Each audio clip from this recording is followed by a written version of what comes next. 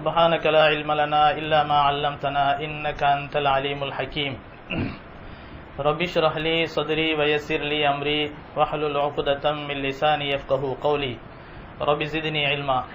الحمد لله رب العالمين والصلاة والسلام على أشرف الأنبياء والمرسلين وعلى آله الطيبين وأصحابه الطاهرين ومن تبعهم إلى يوم الدين. أما بعد، فقد قال الله تعالى في كلامه القديم والفرقان المجيد: أعوذ بالله من الشيطان الرجيم، بسم الله الرحمن الرحيم. يا أيها الذين آمنوا اتقوا الله ولتنظر نفس ما قدمت لغد واتقوا الله إن الله خبير بما تعملون. قال النبي صلى الله عليه وسلم: الكيس من دان نفسه وعمل لما بعد الموت، والعاجز من اتبع نفسه هواه وتمنى على الله. صدق الله العظيم وصدق رسوله النبي الكريم ونحن على ذلك من الشاهدين والشاكرين والحمد لله رب العالمين. எல்லா புகழும் ஏக வல்லவனாம் அல்லாஹுக்கே உரித்தாகுக. ஸலவாத்தும் சலாமும் சங்கைமிக்க எம்பெருமானார் முஹம்மது முஸ்தபா ஸல்லல்லாஹு அலைஹி வஸல்லம் அவர்களின் மீதும், அன்னாரின் கிளையார்கள், தோழர்கள், ஷுஹதாக்கள், சாலிஹீன்கள், வலிமார்கள், உலக முஸ்லிம்கள் அனைவரின் மீதும், குறிப்பாக இங்கே வருகை தந்திருக்கக்கூடிய நம் அனைவரின் மீதும் எல்லாம் வல்ல அல்லாஹ்வின் பேரருளும் பேருபகாரமும் என்றென்றும் நிரந்தரமாக நிலவட்டுமாகுக. சங்கைக்குரிய பெரியார்களே, கண்ணியத்திற்குரிய எல்லாம் வல்ல அல்லாஹ்வின் நல்லடியார்களே, அல்லாஹு ஜல்ல ஷானஹு தஆலா இந்த உலகத்திலே எந்தெந்த அதிகமான எச்சரிக்கையாளர்களை நமக்கு அல்லாஹ் தந்திருக்கின்றான். மனிதன் தன்னுடைய சுய சிந்தனையை வைத்து சிந்திக்க ஆரம்பிப்பானையானால் அல்லாஹுக்கு மாற்றமாக நடப்பது என்பது ஒரு முடியாத காரியமாகவே போய்விடும். காரணம் என்னவென்றால், அல்லாஹு ஜல்ல ஷானஹு தஆலா நம்மை சுற்றி வைத்திருக்கக்கூடிய அந்த அமைப்புகள் இருக்கிறதே, அது நம்மை சிந்திக்க தூண்டுகின்றன. எந்த வகையிலே சிந்திக்க தூண்டுகின்றன? அதற்கு முன்னால் நாம் என்ன செய்ய வேண்டும் என்றால், நாம் இஸ்லாம் சொல்லக்கூடிய அற்புதமான உபதேசங்களை முழுமையாக தெரிந்து கொள்ள வேண்டியது என்பது அவசியம். மனிதர்கள் அல்லாஹ்வினுடைய பார்வையிலிருந்து எந்த நிலையிலும் தப்பித்து விட முடியாது. எல்லா நிலைகளிலும், எல்லா நேரங்களிலும், எல்லா சூழ்நிலைகளிலும் அல்லாஹ்வின் பார்வையில் எப்பொழுதும் இருந்து கொண்டே இருக்கிறார்கள் மனிதர்கள். எதற்காக இப்படி சொல்கிறோம் என்றால், அல்லாஹு ஜல்ல ஷானஹு தஆலா தனிப்பட்ட முறையிலே அவன் நம்மை கண்காணித்துக் கொண்டிருக்கிறான், அது வேறு விஷயம். இன்னொரு வகையிலே நாம் பார்க்க போனால், நம்மை கண்காணிப்பதற்காக வேண்டி மலக்குமார்களை அல்லாஹ் ஏற்பாடு செய்து வைத்திருக்கிறான். பட்டியல்களை, தங்களுடைய ஏடுகளை விரித்து வைத்த நிலையிலே நாம் செய்யக்கூடிய நன்மைகளை எழுதுவதற்காக சில மலக்குமார்கள், நம்முடைய தீமைகளை எதிர்பார்த்து அவர்கள் எழுதுவதற்காக சில மலக்குமார்கள், இப்படி மலக்குமார்கள் நம்மை கண்காணித்துக் கொண்டிருக்கிறார்கள். அல்லாஹ் குர்ஆனிலே சொல்கிறான், இது அல்லாமல் நம்மை பாதுகாக்கக்கூடிய மலக்குமார்களும் நமக்குள்ளே இருக்கிறார்கள். நாம் தனிப்பட்ட முறையிலே எங்காவது செல்வோமேயானால் நாம் நினைக்கிறோம், நம்மை நோக்கக்கூடியவர்கள், கண்காணிக்கக்கூடியவர்கள் நமக்கு கண்களுக்கு முன்பாக யாருமே இல்லை என்பதாக மனிதர்கள் நினைக்கிறார்கள். ஆனால் அல்லாஹ் என்ன சொல்கிறான் என்றால், லஹு முஅக்கிபாத்தும் மின் பைனி யதைஹி வ மின் கல்ஃபிஹி யஹ்ஃபலூனஹு மின் அம்ரில்லாஹ். அந்த மனிதனுக்காக வேண்டி அவர்கள் மீது சாட்டப்பட்டிருக்கக்கூடிய மலக்குமார்கள் இருந்து கொண்டிருக்கிறார்கள். மின் பைனி யதைஹி, அவர்களுக்கு முன்பாக அவர்கள் இருக்கிறார்கள். வ மின் கல்ஃபிஹி, அவர்களுக்கு பின்பாகவும் இருக்கிறார்கள். ஆக மலக்குமார்கள் சூழ்ந்த நிலையிலே மனிதன் சென்று கொண்டிருக்கிறான். மனிதன் நினைக்கிறான், நம்மை முன்னோக்கக்கூடியவர்கள் யாருமே இல்லை, நம்மை கண்காணிக்கக்கூடியவர்கள் யாரும் இல்லை, நம்மை பார்க்கக்கூடியவர்கள் நம்மிடத்திலே அருகாமையிலே யாருமே இல்லை என்று மனிதன் நினைக்கிறான். ஆனால் அல்லாஹ் சொல்லுகிறான், மனிதன் செல்லக்கூடிய பாதையில் கூட தனிப்பட்ட முறையிலே சென்றாலும் அவர்களுக்கு முன்பாகவும் பின்பாகவும் மலக்குமார்கள் சூழ்ந்து செல்கிறார்கள். யஹ்ஃபலூனஹு மின் அம்ரில்லாஹ், அல்லாஹ்வினுடைய உத்தரவின் பேரில் அவர்களை பாதுகாத்துக் கொண்டு செல்கிறார்கள் என்று அல்லாஹ் சொல்கின்றான். அல்லாஹ் நம் மீது எவ்வளவு பெரிய அருளுடையவன் என்பதை பாருங்கள். நம்மை கண்காணிப்பதற்காக அல்ல, நம்மை பாதுகாப்பதற்காக, நம்முடைய செயல்பாடுகளுக்கு உறுதுணையாக இருப்பதற்காக மலக்குமார்களை அல்லாஹ் ஏற்படுத்தி இருப்பதாக அல்லாஹ் குர்ஆனிலே சொல்கின்றான். இப்படி மலக்குமார்களுடைய 24 மணி நேர கண்காணிப்பிலே நாம் இருந்து கொண்டிருக்கிறோம். அது மட்டுமல்லாமல் நாளை மறுமையிலே நாம் செய்யக்கூடிய எந்த காரியங்களாக இருந்தாலும் அந்த காரியங்களை அல்லாஹ்வுக்கு முன்பாக எடுத்து சொல்லக்கூடிய உறுப்புகள், நம்முடைய உடல் உறுப்புகள். இந்த உடல் உறுப்புகள் இருக்கிறதே, இதுவும் நம்மை கண்காணித்துக் கொண்டிருக்கின்றன. நாம் நினைக்க கூடாது நாம் தூங்குகிறோம், நம்முடைய கண்கள் தூங்குகின்றன, நம்முடைய உள்ளங்கள் தூங்குகின்றன, உடல் உறுப்புகள் தூங்குகின்றன என்று நாம் நினைக்க கூடாது. நாம் தான் தூங்குகிறோம், நம்முடைய உடல் உறுப்புகள் எதுவுமே தூங்குவதில்லை. எனவே அந்த உடல் உறுப்புகள் எல்லாம் நம்மை கண்காணித்துக் கொண்டே இருக்கின்றன என்பதை அல்லாஹ் குர்ஆனிலே சொல்கிறான். அல்-யௌம நக்திமு அலா அஃப்வாஹிஹிம் வ துகல்லிமுனா ஐதீஹிம் வ தஷ்ஹது அர்ஜுலுஹும் பிமா கானூ யக்ஸிபூன். அன்றைய தினத்திலே நக்திமு அலா அஃப்வாஹிஹிம், அவர்களுடைய வாயின் மீது நாம் முத்திரையிடுவோம். அல்லாஹ் சொல்கிறான், அவருடைய நாவின் மீது, வாயின் மீது அல்லாஹ் தஆலா முத்திரையிட்டு விடுவான், அதை மூடி விடுவான், அது பேச முடியாதவாறு அல்லாஹ் ஆக்கி விடுவான். அதற்கு பிறகு அல்லாஹ் சொல்கிறான், அல்-யௌம நக்திமு அலா அஃப்வாஹிஹிம் வ துகல்லிமுனா ஐதீஹிம் வ தஷ்ஹது அர்ஜுலுஹும் பிமா கானூ யக்ஸிபூன். அவருடைய கரங்கள் பேசும், அங்கே அவருடைய கரங்கள் பேசும், அவருடைய கால்கள் அவர்களுக்கு எதிராக சாட்சி சொல்லும் என்று அல்லாஹ் சொல்கின்றான்.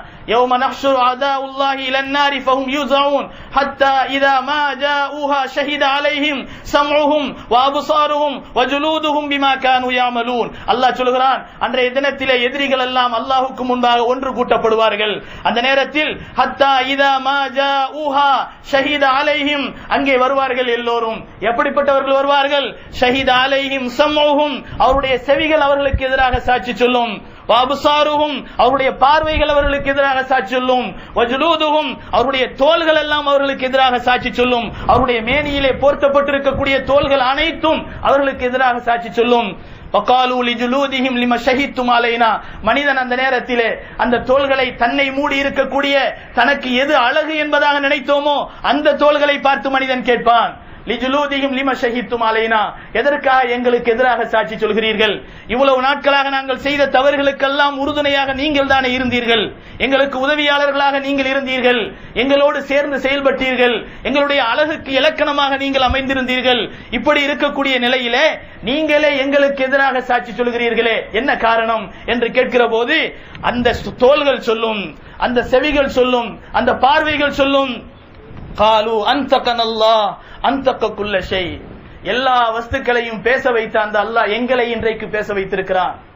எல்லா வஸ்துக்களையும் பேச வைத்த அந்த அல்லாஹ் எங்களை பேசுவதற்கு இவ்வளவு நாட்களாக தடை செய்திருந்தான், இப்பொழுது எங்களை பேச வைத்திருக்கிறான். இவ்வளவு நாட்களாக மௌனமாக நாங்கள் இருந்து உங்களோடு சேர்ந்து செயல்பட்டதெல்லாம், நாங்கள் உங்களோடு சேர்ந்து சம்மதமான முறையிலே, நல்ல முறையிலே நாங்கள் சேர்ந்து செயல்பட்டோம் என்று நினைத்தீர்களா? இல்லை, உங்களுக்கு கட்டுப்பட வேண்டும் என்று அல்லாஹ் உத்தரவு போட்டிருந்தான். அந்த உத்தரவின் பேரில் நாங்கள் இவ்வளவு நாட்களாக உங்களோடு சேர்ந்து செயல்பட்டோம்.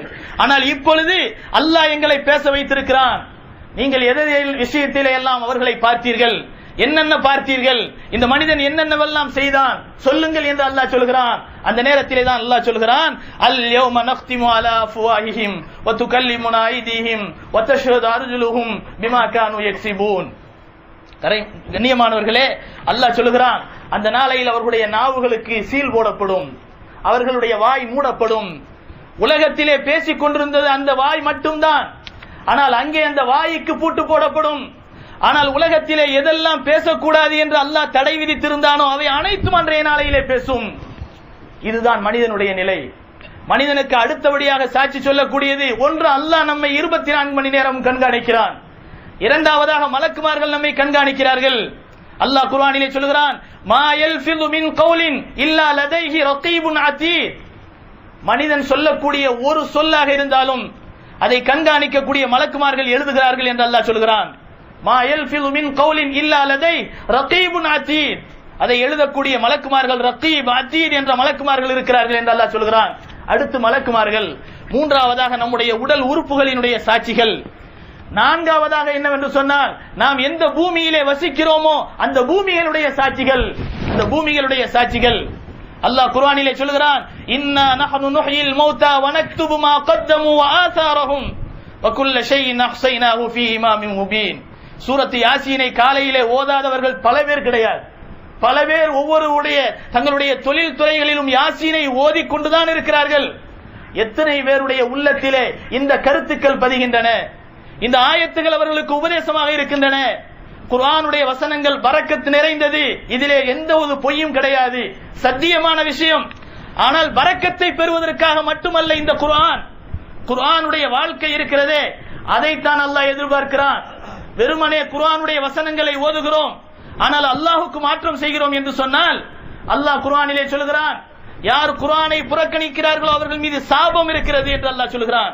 கண்ணியமானவர்களே, குர்ஆனை ஓதக்கூடிய எத்தனையோ பேரை அந்த குர்ஆனை சபிக்கிறது, அமல்களை செய்யக்கூடிய எத்தனையோ பேரை அந்த அமல்களை சபிக்கின்றன.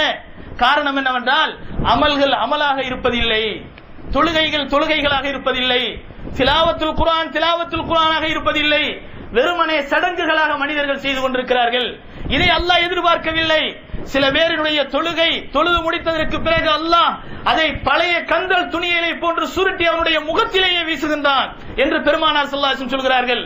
நாம் நினைக்க வேண்டும், நம்முடைய தொழுகை எப்படி இருக்கிறது, நம்முடைய அமல்கள் எப்படி இருக்கின்றன, நம்முடைய பேச்சுவார்த்தைகள் எப்படி இருக்கின்றன, நம்முடைய சிரிப்புகள் எப்படி இருக்கின்றன, நம்முடைய செயல்பாடுகள் எப்படி இருக்கின்றன, குடும்ப நடவடிக்கைகள் எப்படி இருக்கின்றன, நம்முடைய நிக்காஹினுடைய முறைகள் எப்படி இருக்கின்றன, நம்முடைய பார்வைகள் எப்படி இருக்கின்றன, நம்முடைய செவிகள் எப்படி இருக்கின்றன, நம்முடைய எண்ணங்கள் எப்படி இருக்கின்றன. இவை அனைத்தையும் சிந்திப்பதுதான் மனிதனிடத்திலே இருக்கக்கூடிய அமல்களிலே மிக கடினமான அமல். சுய பரிசோதனை என்பது முக்கியம். வலிமார்களாக மாறியது எப்படி தெரியுமா? அடுத்தவர்களை பரிசோதனை செய்ததை விட தங்களை தாங்களே பரிசோதனை செய்து கொண்டதுதான் அதிகம். ரசூலுல்லாஹி ஸல்லல்லாஹு அலைஹி வஸல்லம் அவர்கள் சொல்கிறார்கள், அல் கையிசு, உண்மையான அறிவாளி யார் தெரியுமா?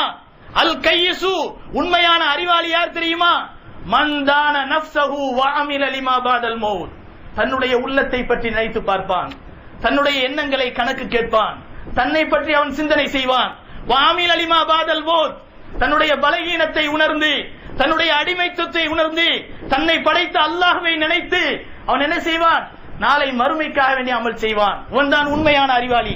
இன்றைக்கு எந்த மனிதர்களுக்கு அறிவாளி என்று சொல்லப்படுகிறது?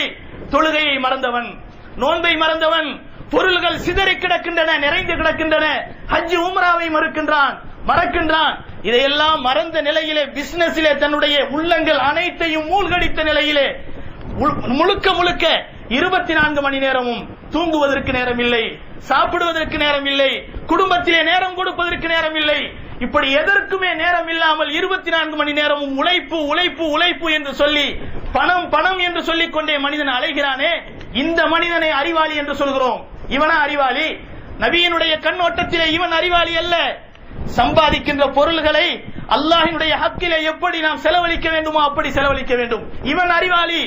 தன்னுடைய உடல் ஆரோக்கியம் இருக்கின்ற போதே தன்னுடைய அமல்கள் என்று அல்லாஹ் எதை சொல்கிறானோ, கடமைகள் என்று அல்லாஹ் எதை சொல்கிறானோ அந்த கடமைகளை நிறைவேற்றக்கூடியவன் தான் அறிவாளி. எந்த மனிதன் ஆகிரத்தை நினைத்து பார்க்கிறானோ அவன் தான் அறிவாளி. எவன் தன்னுடைய அந்தஸ்துகள் எவ்வளவு உயர்ந்தாலும் தன்னுடைய பெற்றோருக்குரிய உரிமைகளை கடமைகளை மறக்காத நிலையிலே மனிதனாக வாழ்கிறானோ அவன் அறிவாளி. இந்த உலகத்திற்கு பிறகு ஆகிரத் என்ற ஒரு உலகம் இருக்கிறது என்று நினைத்து பார்க்கிறானே அவன் தான் உண்மையான அறிவாளி. இதைத்தான் நபிகள் நாயகம் ஸல்லல்லாஹு அலைஹி வஸல்லம் சொன்னார்கள், அல் கையிசு மன் தான நஃப்ஸஹு வ அமில லிமா பாதல் மௌத். அறிவாளி என்பவன் யார் தெரியுமா? யார் தன்னை பற்றி உணர்ந்து, தன்னை பற்றி சிந்தித்து மறுமைக்காக வேண்டிய அமல் செய்கிறானோ அவன் தான் அறிவாளி. ஆனால் முட்டாள் யார் தெரியுமா? மிகப்பெரிய முட்டாள் யார் தெரியுமா? அறிவிலி யார் தெரியுமா? ரசூலுல்லாஹி ஸல்லல்லாஹு அலைஹி வஸல்லம் சொன்னார்கள், அல் ஆஜிசு மனித்தபா நஃப்ஸஹு ஹவாஹு வதமன்னா அலல்லாஹ். தன்னுடைய மனோ இச்சையின் பிரகாரம் நடக்கிறான், என்ன வேண்டுமானாலும் செய்யலாம் என்று நினைக்கிறான், எப்படி வேண்டுமானாலும் வாழலாம் என்று நினைக்கிறான், அல்லாஹ்வினால் சொல்லப்பட்ட கடமைகளை மறுக்கிறான். அவன் தான் தோன்றித்தனமாக அந்த மனிதன் வாழுகிறான். மனிதன் என்று சொல்லுவதற்கு அருகதையற்ற நிலையிலே வாழுகிறான். இப்படிப்பட்ட நிலையிலே வாழ்ந்து அவன் நினைக்கிறான் அல்லாஹ் நம்மை மன்னித்து விடுவான் என்று நினைக்கிறான். இவன் தான் பெரிய முட்டாள் என்று பெருமானார் ஸல்லல்லாஹு அலைஹி வஸல்லம் சொன்னார்கள். கண்ணியமானவர்களே, அல்லாஹ் குர்ஆனிலே சொல்லுவது உண்மை. குல் யா இபாதியல்லதீன அஸ்ரஃபு அலா அன்ஃபுஸிஹிம் லா தக்னது மிர் ரஹ்மத்தில்லாஹ் இன்னல்லாஹ யக்ஃபிரு ذுனூப ஜமீஆ இன்னஹு ஹுவல் கஃபூருர் ரஹீம். தங்களுடைய வாழ்க்கையை பாவத்திலே உழல வைத்த நிலையிலே வாழ்ந்துவிட்ட அடியார்களே, என்னுடைய ரஹமத்தை விட்டும் நீங்கள் நிராசை அடைந்து விடாதீர்கள். நிச்சயமாக என்னுடைய ரஹமத் விசாலமானது. அல்லாஹ் சொல்லுவது உண்மை. அதே சமயத்திலே அல்லாஹ் ஜல்ல ஷானஹு தஆலா நிச்சயமாக தண்டனை கொடுப்பதிலே மிக கடுமையானவன். அதையும் புரிந்து கொள்ள வேண்டும். வஅலமு அன்னல்லாஹ ஷதீதுல் இகாபி வ அன்னல்லாஹ கஃபூருர் ரஹீம். அறிந்து கொள்ளுங்கள், நிச்சயமாக அல்லாஹ் தண்டனை கொடுப்பதிலே மிக கடுமையானவன், மன்னிக்க கூடியவனாக இருக்கிறான், இரக்கமுள்ளவனாக இருக்கிறான். அல்லாஹ் சொல்லுகின்றான், இன்ன பத்ஷ ரப்பிக லஷதீத் இன்னஹு ஹுவ யுப்திஉ வ யுஈத் வ ஹுவல் கஃபூருல் வதூத். நிச்சயமாக அல்லாஹ்வுடைய பிடி கடுமையானது. இன்ன பத்ஷ ரப்பிக லஷதீத், அல்லாஹ்வுடைய பிடி கடுமையானது. இன்னஹு ஹுவ யுப்திஉ வ யுஈத், ஆரம்பமாக உங்களை அந்த அல்லாஹ் தான் படைத்தான். வ ஹுவல் கஃபூருல் வதூத், அந்த அல்லாஹ் உங்களை திரும்ப மீட்டுவான். மறந்து விடாதீர்கள், அல்லாஹ்வினுடைய பிடி கடுமையானது. அல்லாஹ் உங்களை ஆரம்பமாக அவன் தான் உங்களை படைத்தான், அந்த அல்லாஹ் உங்களை திரும்ப மீட்டுவான். ஆனால் அதற்கு பிறகு அல்லாஹ் சொல்கிறான், அந்த அல்லாஹ் உங்கள் மீது ரொம்ப பிரியமானவன், ரொம்ப இரக்கமுள்ளவன், அவன் கடுமையானவன், கண்டிப்பானவன், தண்டனைக்குரியவன் என்றெல்லாம் சொல்லி நினைத்து நீங்கள் மாறி போய் விடாதீர்கள். அல்லாஹ் இரக்கமுள்ளவன், அவனிடத்திலே வாருங்கள், அவனிடத்திலே மன்னிப்பு கேளுங்கள். அல்லாஹ் ஆர்வம் ஊட்டுகிறான். கண்ணியமானவர்களே, சுய பரிசோதனை என்பது முக்கியம். இன்றைக்கு உலகத்திலே மற்றவர்களை எல்லாம் கவனிக்க தெரிந்த நமக்கு நம்மை பற்றி கவனிக்க தெரியவில்லை. உலகத்திலே பிள்ளை தவறு செய்தால் அவனை திருத்த நினைக்கிறோம், மனைவி தவறு செய்தால் அதை திருத்த நினைக்கிறோம், மாணவன் தவறு செய்தால் அதை திருத்த நினைக்கிறோம், ஆசிரியர் தவறு செய்தால் அதையும் தவறு என்று சொல்லுகிறோம். யார் தவறு செய்தாலும் அதை தவறு என்று அடித்து சொல்லக்கூடிய நாம் செய்யக்கூடிய தவறுகளை ஏன் நினைத்து பார்ப்பதில்லை? தத்துவ மேதைகள் அதனால் தான் சொல்லுவார்கள், அடுத்தவன் தவறு செய்கிற போது அவனை நோக்கி சுட்டி காட்டக்கூடிய நேரத்தில் ஒரு விரல் மட்டும் தான் அவனை சுட்டுகிறது, ஆனால் மற்ற 3 விரல்கள் உன்னை சுட்டுகின்றன என்பதை தெரிந்து கொள். மற்ற 3 விரல்கள் நம்மை நோக்கி சுட்டுகின்றன. உன்னை நீ முதலிலே கவனி, அதன் பிறகு அடுத்தவனை கவனி. குத்துபாவிலே கூட நாம் என்ன சொல்லுகிறோம்? குத்துபாவில் கூட என்ன சொல்லுகிறோம்? யா அய்யுஹன் நாஸ் இத்தகுல்லாஹ், உங்களை நீங்களே அஞ்சிக் கொள்ளுங்கள், உங்களுடைய விஷயத்திலே அல்லாஹ்வை நீங்கள் அஞ்சிக் கொள்ளுங்கள். அல்லாஹ் இப்படித்தான் நமக்கு சொல்லுகிறான். முதலிலே நாம் தக்வாவை பற்றி அடுத்தவர்களுக்கு சொல்லுகிற போது அல்லாஹ்வை நீங்கள் முதலிலே நீங்கள் அஞ்சிக் கொள்ளுங்கள், அதன் பிறகுதான் அடியார்களுக்கு சொல்லுகிறது மார்க்கம். கண்ணியமானவர்களே, உமர் இப்னுல் கத்தாப் ரலியல்லாஹு அன்ஹு அவர்களுடைய வரலாற்றை பார்க்கிறோம். அவர்களிடத்திலே ஒரு மனிதர் வருகிறார், வந்து கேட்கிறார், என்னுடைய குடும்பத்திலே பிரச்சனை, எனக்கு ஒரு பிரச்சனை ஏற்பட்டிருக்கு. உமர் ரலியல்லாஹு அவர்கள் என்ன செய்தார்கள்? அதற்காக நான் பிரச்சனையை தீர்ப்பதற்காக வேண்டி நேரம் கொடுத்திருக்கும் போது சொல்லாமல் இப்பொழுதா வந்து சொல்லுகிறேன் என்பதாக சாட்டையினால் ஒரு அடி அடித்து அவரை வெளியாக்குகிறார்கள். அவர் சென்று விட்டார். உமர் ரலியல்லாஹு அன்ஹு அவர்கள் அதன் பிறகு கதவை மூடுகிறார்கள், தன்னை தானே அந்த சாட்டையினால் அடிக்கிறார்கள். அடித்துக் கொண்டு சொன்னார்கள், உமரே, நீ எவ்வளவு கேவலமானவனாக இருந்தாய், உன்னை கலீஃபா என்ற அந்தஸ்துக்கு உயர்ந்த அந்தஸ்திலே அல்லாஹ் ஆக்கினான், உன்னிடத்திலே குறை என்று ஒரு மனிதன் என்று சொல்லுகிற போது அவனை துரத்துகிறாயே, இது எப்படி நியாயம் என்பதாக அவர்களை என்ன செய்கிறார்கள்? துன்புறுத்திக் கொள்கிறார்கள். கண்ணியமானவர்களே, இது எதை காட்டுகிறது? சஹாபாக்களிடத்திலே சுய பரிசோதனை என்பது மிக அதிகமாக இருந்தது. இதைத்தான் உமர் ரலியல்லாஹு அன்ஹு அவர்கள் சொன்னார்கள், ஹாசிபு அன்ஃபுஸக்கும் கப்ல அன் துஹாசபு. உமர் ரலியல்லாஹு அன்ஹு அவர்கள் சொல்கிறார்கள், ஹாசிபு அன்ஃபுஸக்கும் கப்ல அன் துஹாசபு, நீங்கள் உங்களையே கேள்வி கணக்கு கேட்டுக் கொள்ளுங்கள், உங்களுக்கு நாளை மறுமையிலே அல்லாஹ் கேள்வி கேட்பதற்கு முன்பாக. ஒவ்வொரு மனிதனுக்கும் கேள்வி கணக்கு இருக்கிறது, ஆனால் அந்த கேள்வி கணக்குக்கு முன்பாக அதிலே நாம் வெற்றி பெற வேண்டும் என்று சொன்னால் இங்கே நாம் கேள்வி கேட்க வேண்டும். கண்ணியமானவர்களே, இப்படிப்பட்ட விஷயம் நம்மை சுய பரிசோதனை செய்வது என்பது ரொம்ப முக்கியமானது. சஹாபாக்கள் அனைவரும் சுய பரிசோதனை செய்தார்கள். அபூபக்கர் சித்திக் ரலியல்லாஹு அன்ஹு அவர்கள் சொல்லுவார்கள், அவருடைய முனாஜாத்திலே சொல்லுவார்கள், ஜுஸ் பி லுத்ஃபிக யா இலாஹி மல்லஹு ஜாதுன் கலீல், ஜுஸ் பி லுத்ஃபிக யா இலாஹி மல்லஹு ஜாதுன் கலீல் முக்லிஸம் பி சித்கியதி இந்த பாபிக யா ஜலீல். சுப்ஹானல்லாஹ், எவ்வளவு அருமையாக சொல்கிறார்கள். ஜுஸ் பி லுத்ஃபிக யா இலாஹி, என்னுடைய இரட்சகனே, என்னை உன்னுடைய கிருபைக்குள் அணைத்துக்கொள்.